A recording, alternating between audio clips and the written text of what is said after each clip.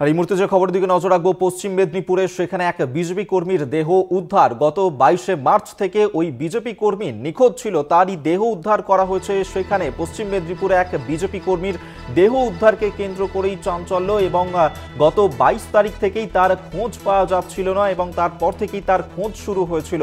22শে March থেকেই নিখোঁজ ছিলেন বিজেপি কর্মী শান্তনু ঘোড়াই, এবং তারই দেহ উদ্ধার করা হয়েছে তার বাড়ির সামনে থেকে। আমরা এই নিয়েই কথা বলবো। সঞ্জীব দাস আমাদের সঙ্গে এই মুহূর্তে টেলিফোনে রয়েছেন প্রতিনিধি। সঞ্জীব, কি জানা যাচ্ছে? 22শে মার্চ থেকেই বিজেপি কর্মী তিনি নিখোঁজ ছিলেন, তারপর তার দেহ উদ্ধার করা হলো, এখনো পর্যন্ত পুলিশ সূত্রে কি খবর?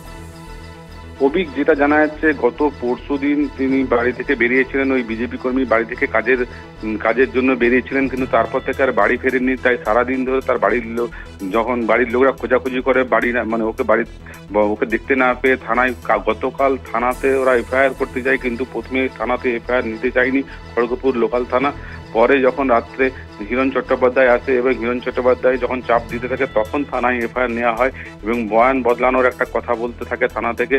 এবং কালকে যখন ওর বডি পাওয়া যায়, সেই বডি নিয়ে ওরা যখন থানায় হিরণ চট্টোপাধ্যায় আসে, হিরণ চট্টোপাধ্যায় নিয়ে এসে বডি নিয়ে এসে থানায় অভিযোগ করে, এবং থানা ওর থেকে তারপর পোস্টমর্টম করার জন্য ওরা নিয়ে যায়। এবং আজকেও ওর বাড়িতে হিরণ চট্টোপাধ্যায় সকালে গিয়েছিল। সকালে যাওয়ার পরে ওই বাড়ির পরিজনেরা হিরণ চট্টোপাধ্যায় পা ধরে প্রচুর কাকুতি মিনতি করে এবং সঠিক বিচারের আশায় হিরণ চট্টোপাধ্যায়কে আবেদন করতে থাকে। সেই মতো ওরা আজকে। সঞ্জীব, কিন্তু এই বিজেপি কর্মী, তাকে যে খুনের অভিযোগ উঠছে, কাদের বিরুদ্ধে অভিযোগ, কি কারণে তাকে খুন করা হয়েছে, পরিবারের কি অভিযোগ?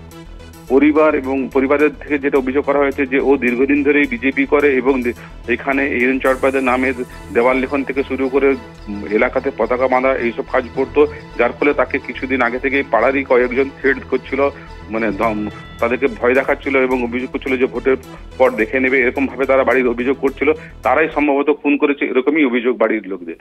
বেশ, ধন্যবাদ তোমায়। এতক্ষণ আমাদের সঙ্গে টেলিফোনে ছিলেন প্রতিনিধি, এবং 22শে মার্চ থেকে নিখোঁজ ছিলেন নিহত শান্তনু ঘোড়াই, তারই দেহ উদ্ধার করা হয়েছে। ঘটনাকে ঘিরে চাঞ্চল্য ছড়িয়েছে এবং এই মুহূর্তে ঘটনার তদন্ত শুরু করেছে পুলিশ।